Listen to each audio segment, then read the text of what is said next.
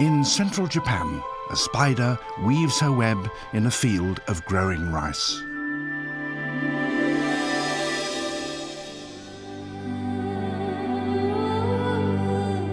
Rice has been a part of Japan for so long that it has shaped the land.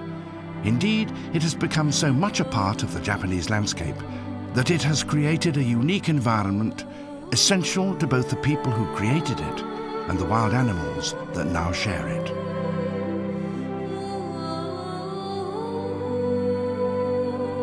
Japan is a country of steep mountains surrounding wide flat plains where people have lived for thousands of years. The country's largest freshwater lake, Lake Biwa, lies not far from the ancient city of Kyoto.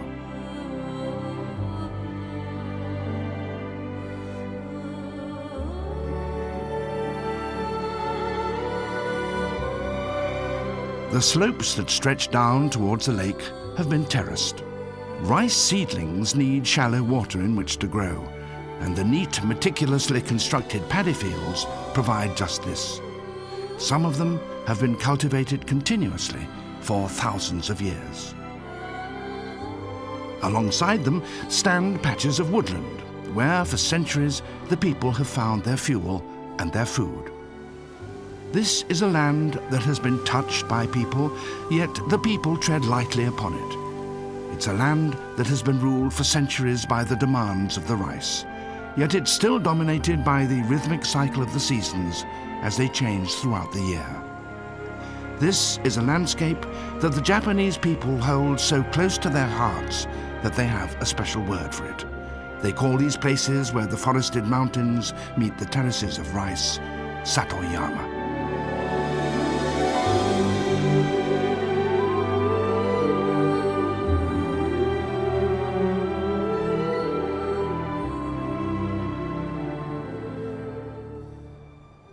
It's April now. The days are lengthening and it's getting warmer. Spring is on its way.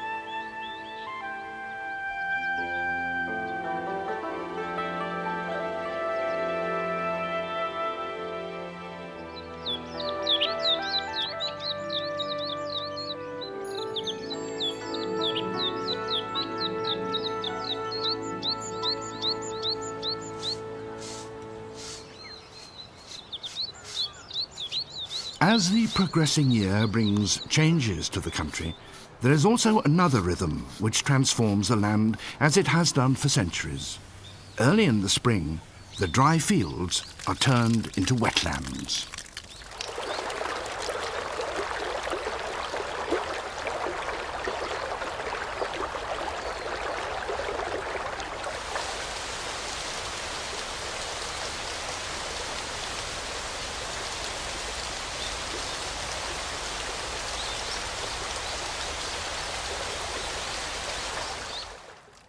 The cold mountain water spreads over the dry fields.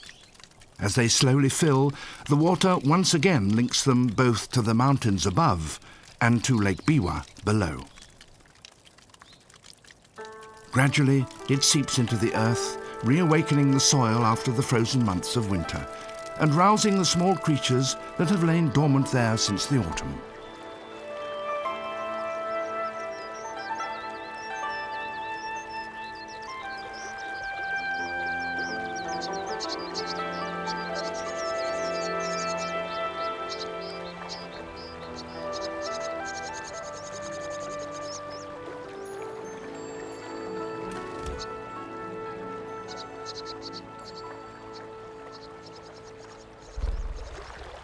Mountain water is rich in nutrients, so each year its return enhances the fertility of the rice fields.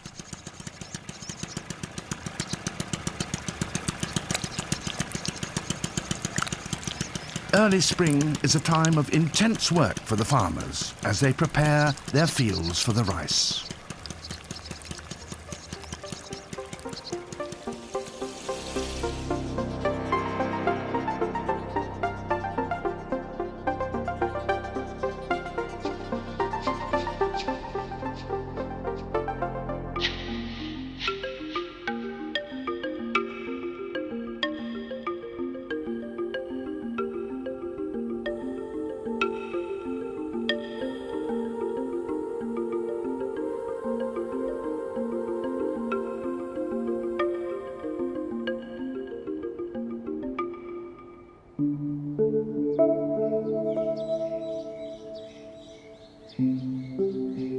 Satoyama is an environment created by human beings, certainly, but it's also one that is in harmony with the natural world that surrounds it.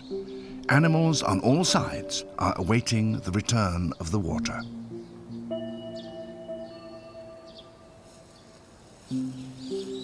Woken from her hibernation and attracted by the fresh scent of water, a pond turtle moves down into this new wetland. Here she will mate, and in a few days' time she will lay her eggs on the terrace banks.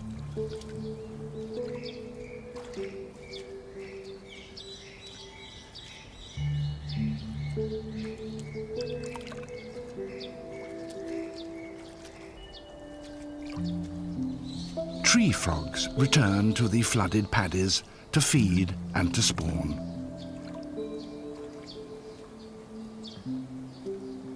Insects of many kinds gradually appear. Over 1,000 different species of them will eventually find what they need in the rice fields. A far-bellied newt starts its search for food.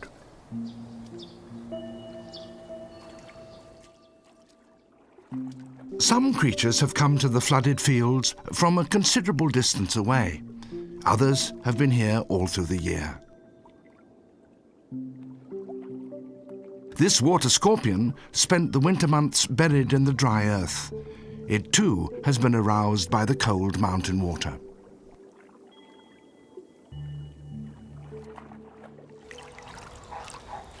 Many of these small creatures become prey for water birds, which time their arrival to coincide with the flooding of the terraces.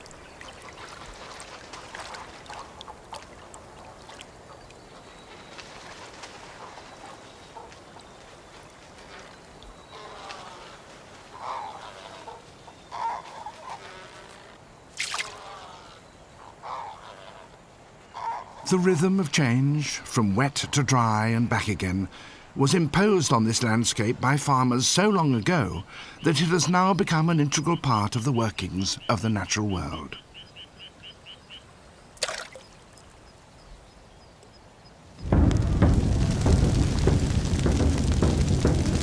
The people themselves are also governed by the rhythms of the season. At crucial times, they hold festivals to ask the gods for a healthy crop and a bountiful harvest. They regularly pay their respects to the forces of nature that still control their fields.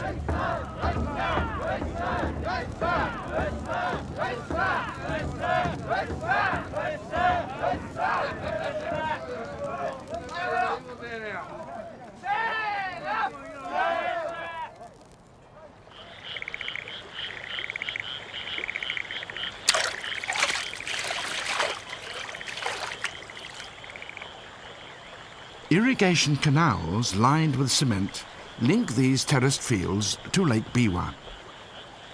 And on a spring night in May, catfish from the lake fight their way up them, struggling against the flow of the water.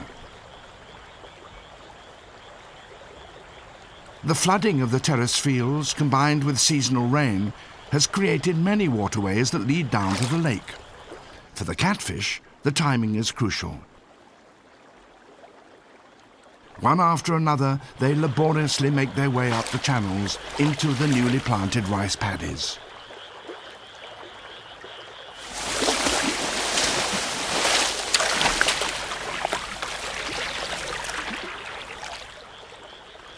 They have spent the winter in the deep waters of the lake, but now they need shallow water and mud in which to lay their eggs.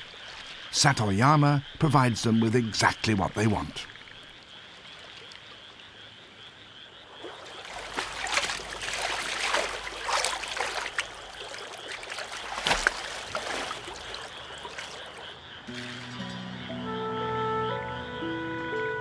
Just before dawn, adult fish congregate in one of the rice paddies and begin to court amongst the newly planted rice seedlings.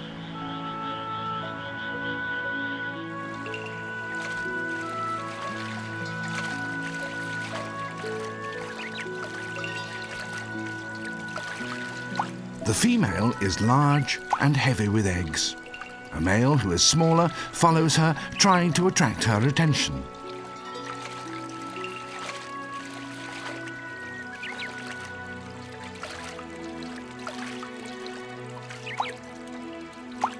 Entwining his body around hers, he rubs her abdomen, stimulating her to lay her eggs, which he will then fertilize.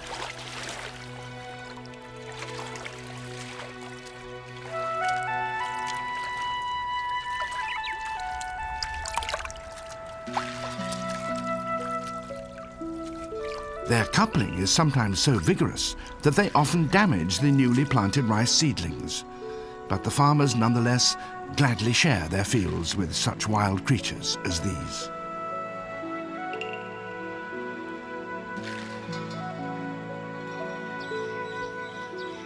The spawning is all over within a single day. The adult fish then return down the waterways to the lake, leaving behind them countless tiny eggs in the flooded fields.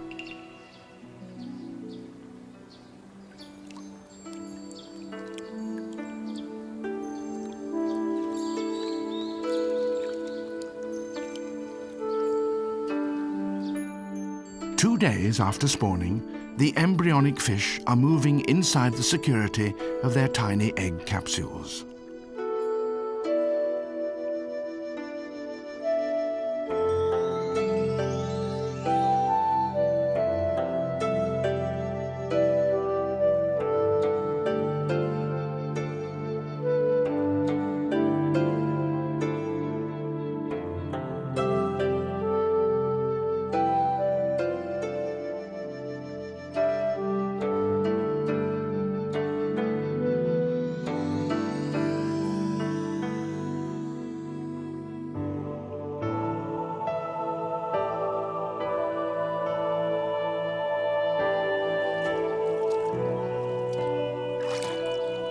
Day by day, as the Earth tilts fractionally more towards the sun, daylight lasts longer and the shallow water becomes warmer. The emergence of the catfish has coincided miraculously with a sudden abundance of food.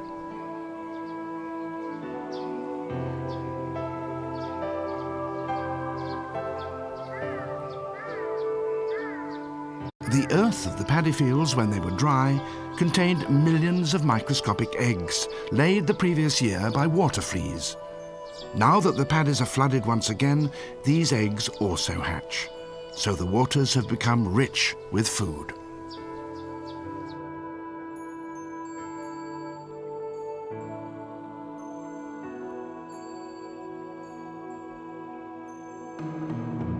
A dragonfly larva is hunting. The water fleas are an easy prey.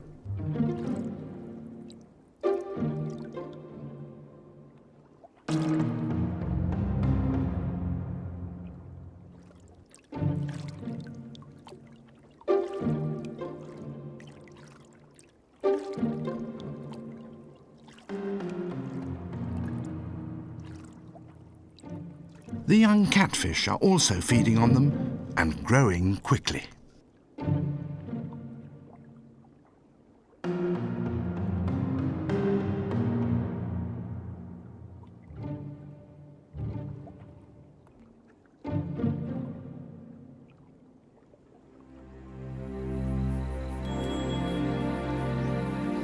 As the seedlings sprout, the land is transformed yet again and turns green.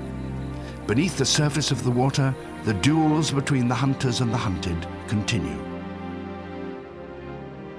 A water stick insect sits poised, waiting for its prey to come within range.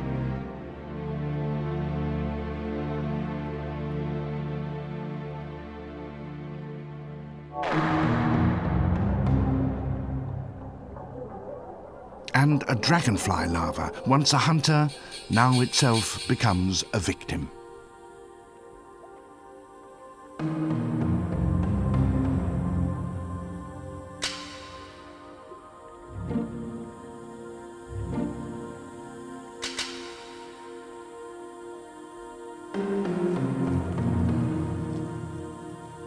A water scorpion conceals itself in the mud.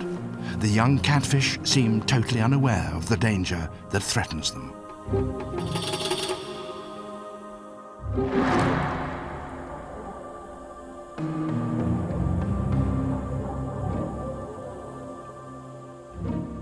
A bloodworm, the larva of a midge, is food for a fire-bellied newt.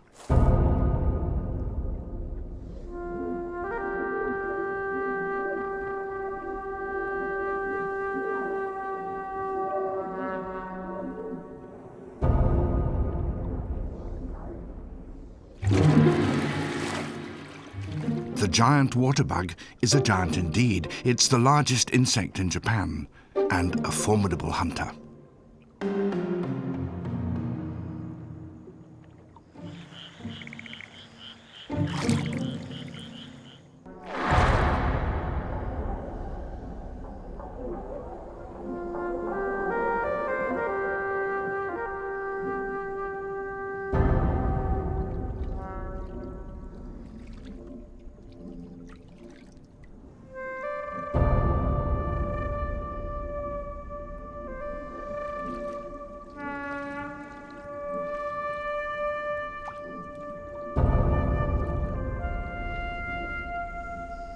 With grim persistence, the giant water bug sucked out the nutritious fluids from the frog's body.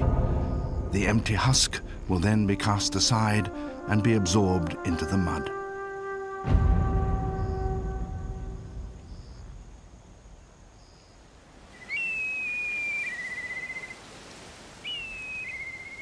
A black kite hunts above one of the small patches of woodland that grow alongside the terraced fields.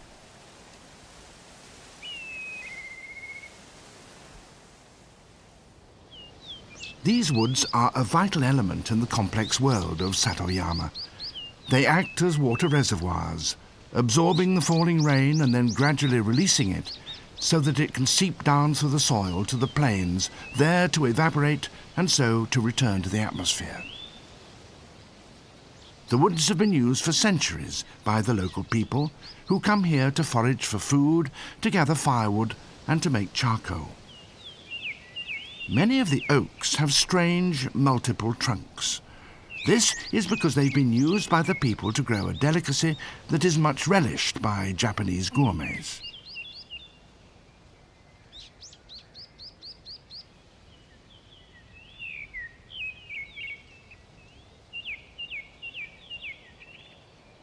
The slender trunks and branches of oaks are regularly cut and then stacked in piles called hodagi.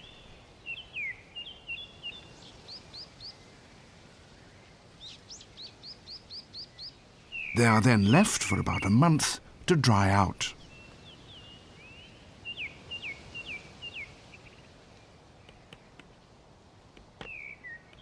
When the sap is all gone, holes are bored into them.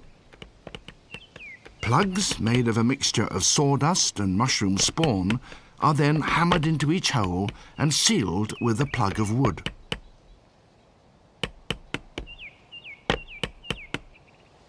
Shiitake mushrooms eventually sprout from the plugs of wood, and Japanese cooks will pay high prices for them. The oak tree, in spite of its harsh treatment, does not die. Its stump sprouts once more.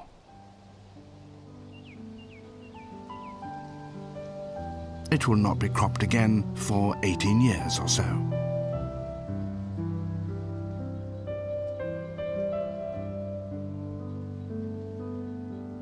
As the young branches grow, they attract new visitors. Longicorn beetles come to drink their sap.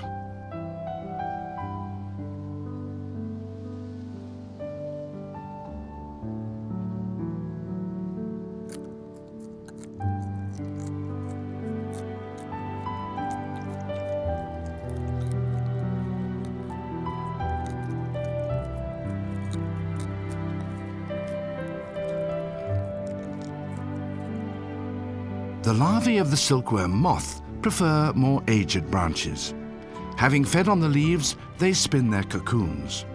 Silk from these provides another crop for the people and has done so for centuries. They use its thin, delicate filaments, spun together into a thread, to weave the most sumptuous of fabrics. For the caterpillar, the silk will serve as a shroud, beneath which it will transform itself into a winged adult.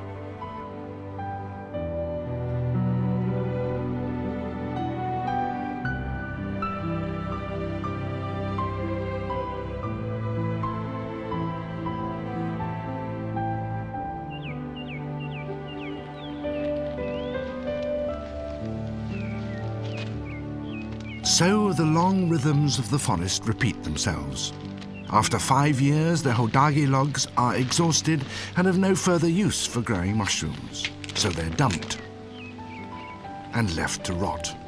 The humus produced by their decay seeps back into the ground, where it is reclaimed by the roots of living trees and provides food for other creatures. The larva of the scarab beetle is one of them. Having spent half a year as a grub, feeding voraciously, it has now turned into a pupa. Its newly formed shell is still soft.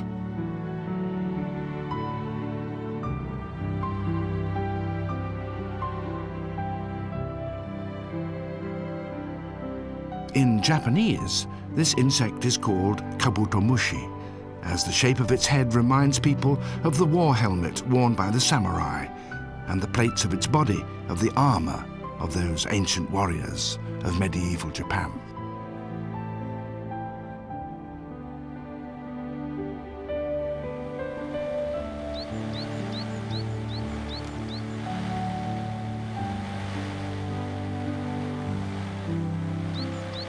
As spring changes to summer, so the flooded fields become grasslands.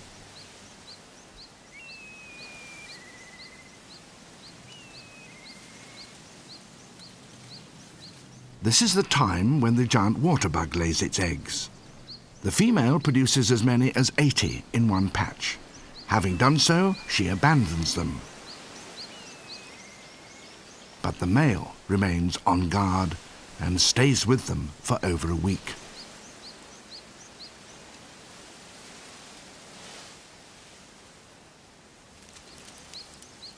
Every now and then he leaves them briefly to collect the water necessary to keep them moist.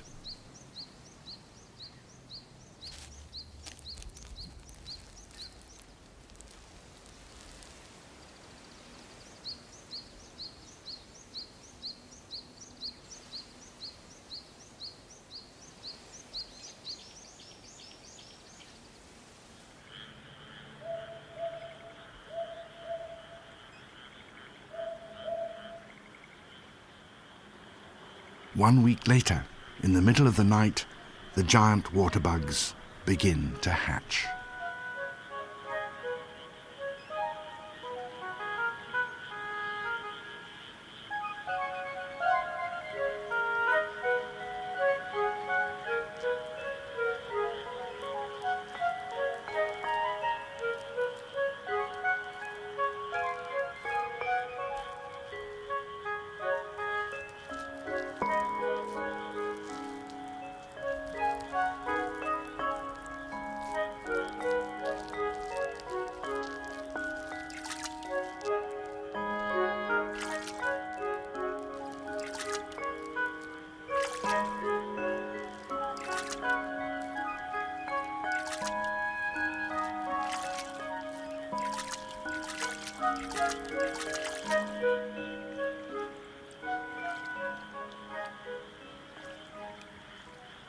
It's summer, and water from the forest continues to flow down into the rice fields. It travels along their network of channels and then goes on down to Lake Biwa. The young catfish are now about 2 months old.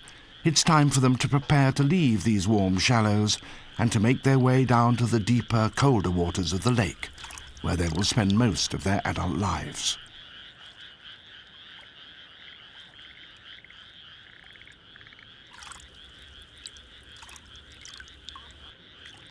Their parents came up through the farmers' waterways to reach these rice fields. Now their offspring use the same channels to take them down to the lake. Without the work of the farmers and the methods they've developed to grow their rice, the catfish of Lake Biwa would not have these extensive nurseries.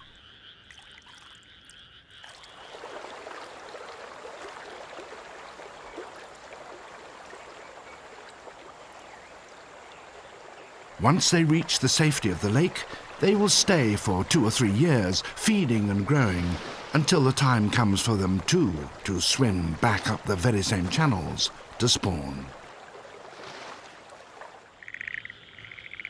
Now another small creature is preparing to leave the rice fields. It uses a different exit. The larva of the red dragonfly, after 2 months of feeding, crawls up the rice stems from which it will launch itself into the air. To do that, it must first change its shape and acquire wings.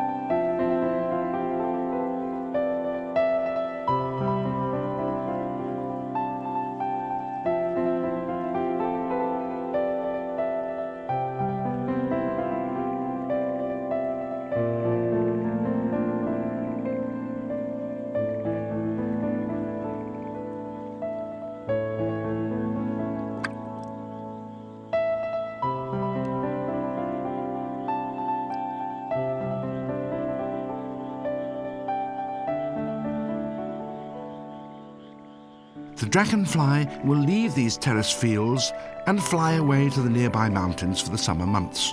So it forms a link between the world of Satoyama, the cultivated land, and the wilderness that surrounds it.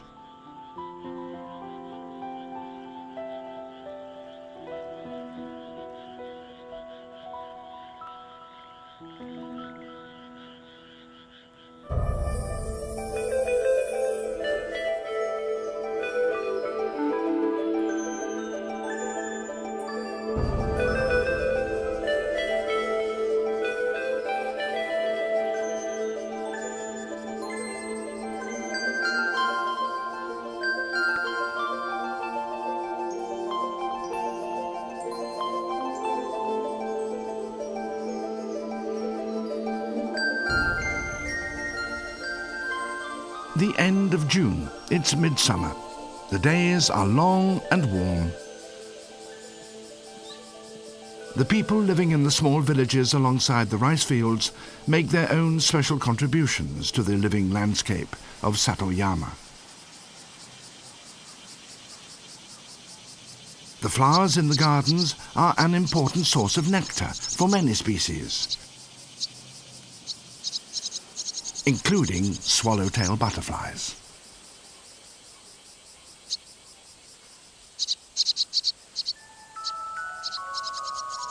In a corner of a village garden, a large spider waits on its web.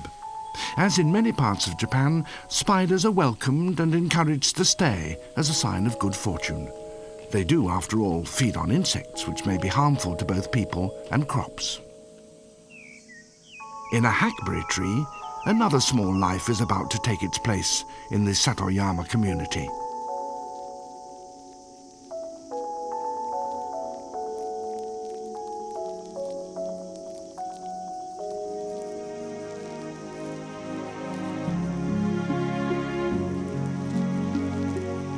This is Japan's national butterfly, called O Murasaki.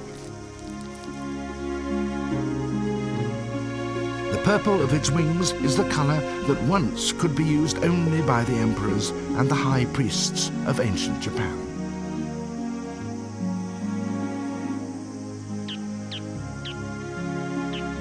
In its caterpillar stage, it lives only on these hackberry trees. As an adult, it will fly away to feed on the sap of trees in the woodlands.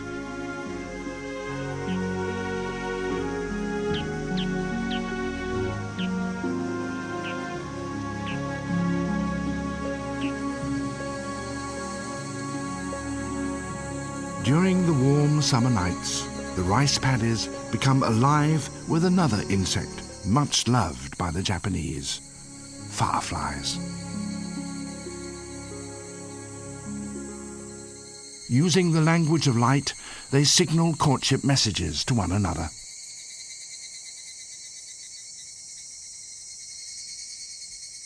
Their adult lives are brief, a mere 7 days or so.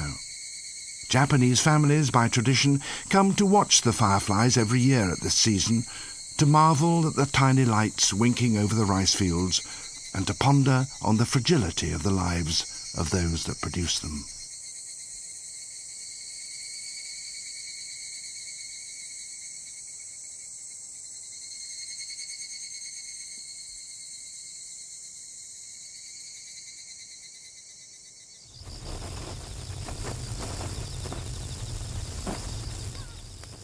Fireworks are a special treat on these summer evenings.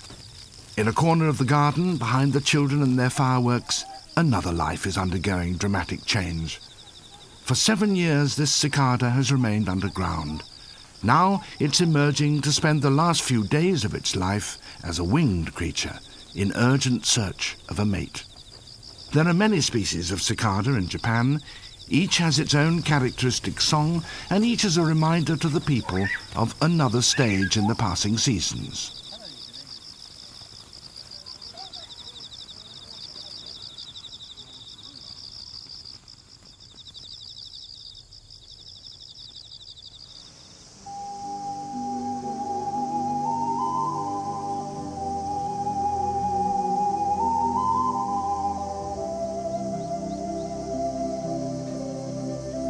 It's high summer.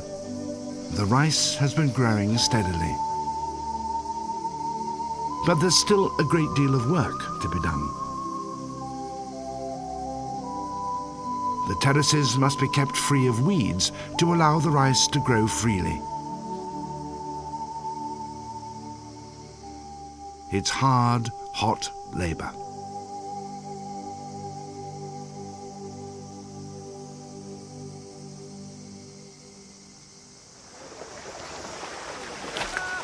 The farmers wade out into the shallow ponds that adjoin their rice fields. These man-made reservoirs hold water throughout the year, and the people stock them with carp. Now that harvest can also be gathered. They have their own special devices with which to collect it.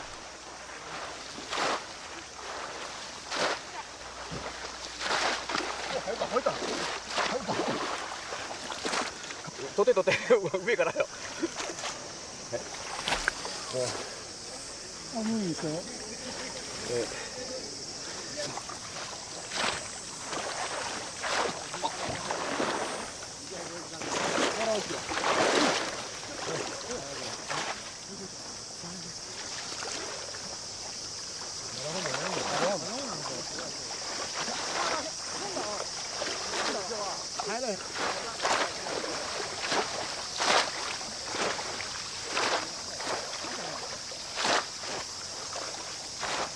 Each family takes home its own catch.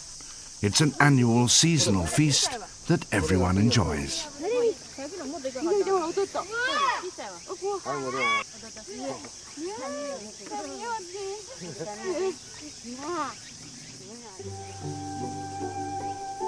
Summer is a holiday time for the children, and while their parents work in the fields, they make the most of the long evenings.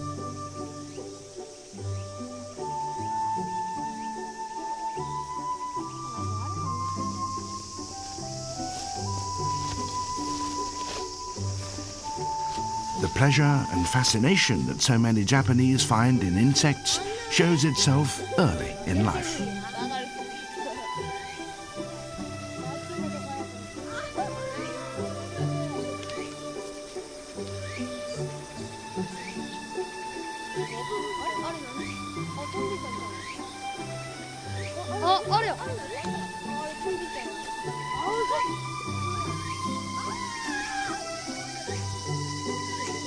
Stag beetles are particular favourites. The larger the better.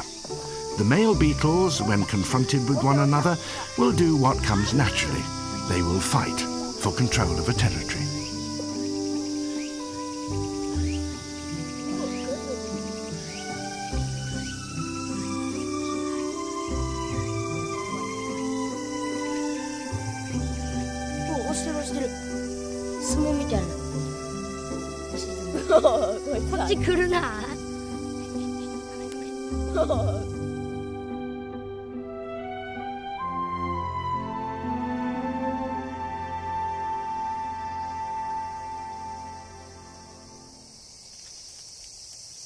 A scarab beetle has emerged from under its pile of hodagi logs. As night begins to fall, it climbs out to look for the sap it feeds on. Through the night, battles will be fought and lost as each beetle strives for the control of the best places. And it's not just that they themselves want the sap. Good feeding spots also attract females. So, like the samurai they so resemble, they do battle.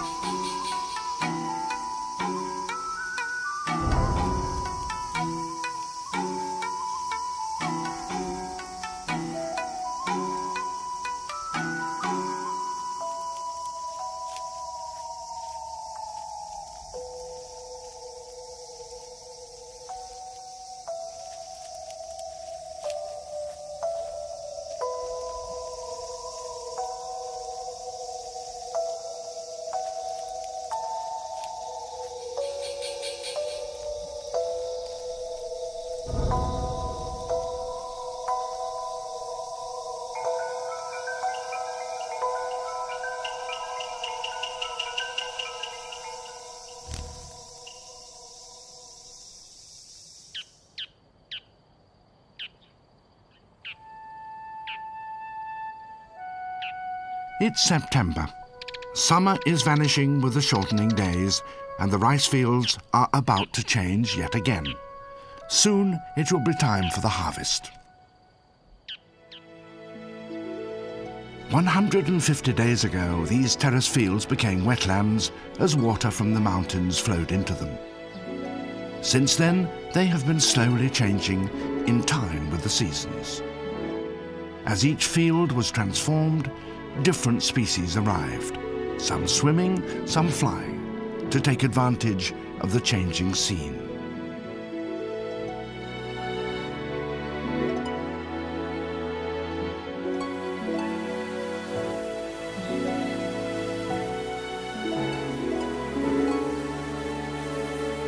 For the farmers and for the rice, this year has been a good one.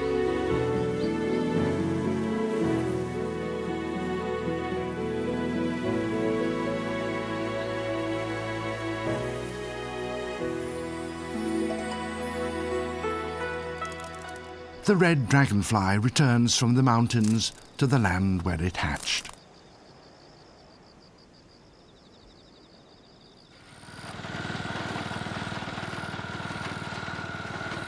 It's time for the people to collect the rewards of so many months of labour.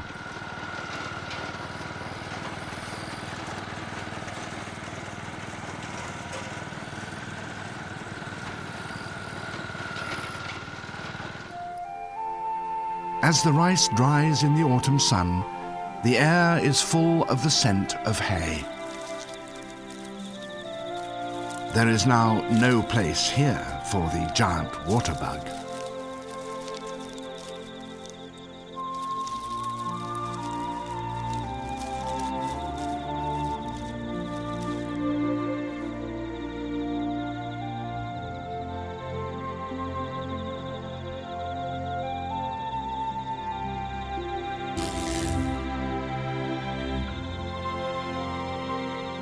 Other insects are also abandoning the drying fields.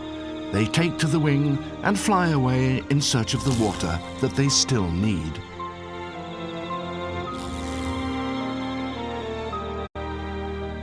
The reservoirs provide a new home for those water creatures that once hunted through the rice paddies.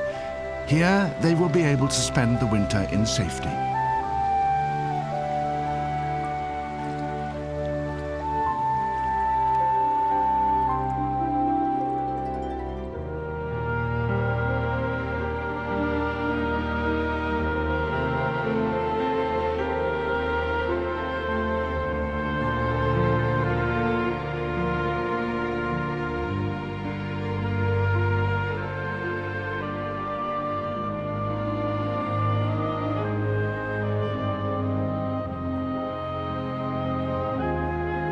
As the land changes colour and the autumn leaves fall to the ground, the pace of life slows.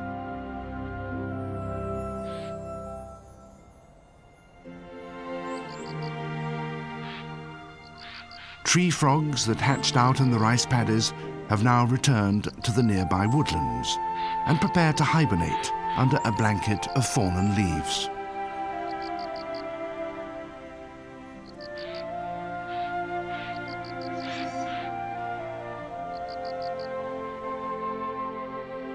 Before the very last puddles disappear from the harvested fields, there is one final act of creation. In a ritual courtship flight, the red dragonflies mate. The male clasps the female, and she repeatedly dips the tip of her abdomen into the puddles, depositing her eggs.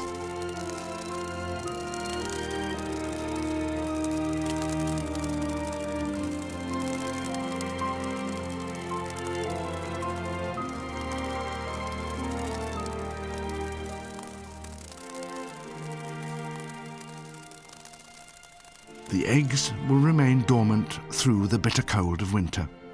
When spring returns and the mountain water flows once again into these fields, they will hatch out, and a new generation of savage larvae will prowl through the waters of the paddies.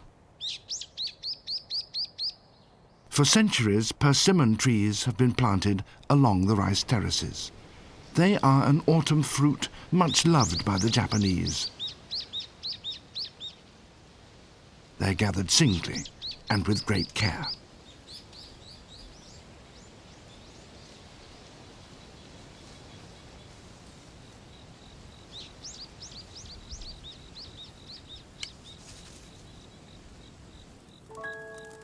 The persimmon trees are essential for the many damselflies that now gather around their branches overhanging the rice paddies.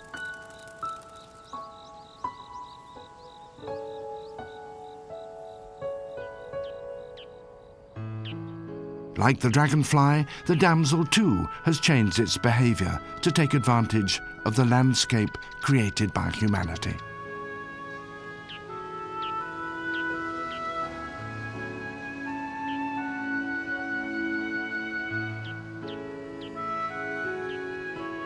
The damselflies lay on these branches, twisting their ovipositors so that their eggs will be placed in safety beneath the bark.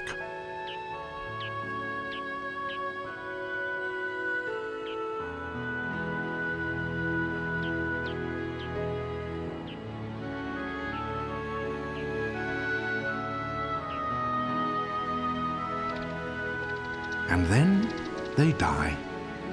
When spring comes and the rice paddies fill once again, the damselfly larvae will drop directly into the waters.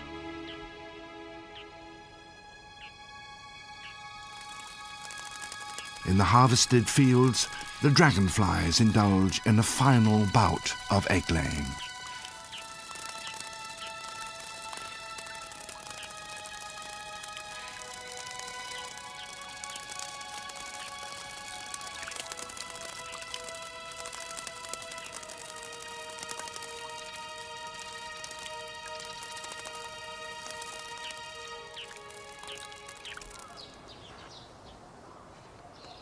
The skinned persimmon fruits are neatly hung by the farmers' houses. These, carefully dried, used to be a valuable winter food for the people of Satoyama, and also a source of much-needed cash.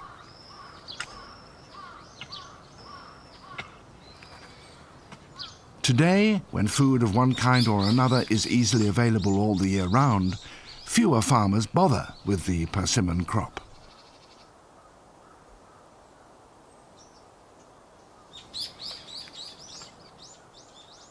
Even so, the appearance of the drying fruit, so carefully placed on their racks, is recognized by all Japanese as a sign that winter is fast approaching.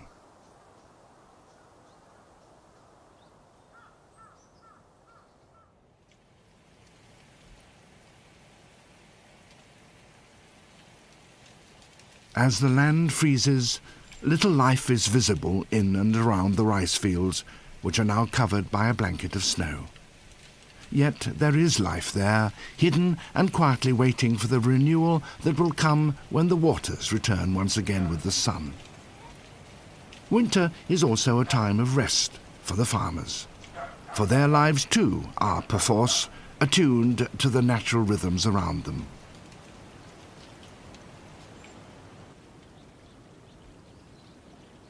At the edge of this rice field, a small natural spring bubbles out from the ground. It will remain unfrozen throughout the winter, and at its edge the local people place floral offerings to the gods for this gift.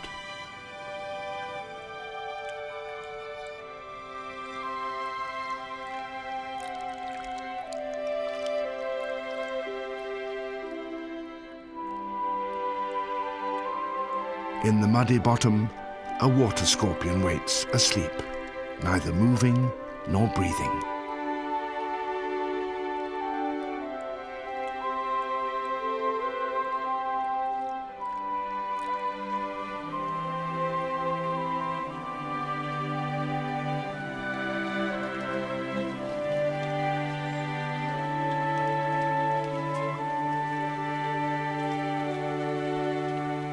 Winter settles in. On the edge of a frozen rice paddy, a farmer's hut stands deserted.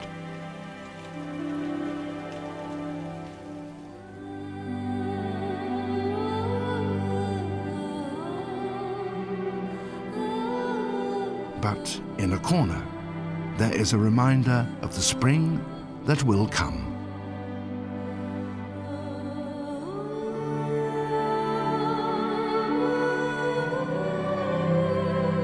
Chrysalis of a cabbage butterfly.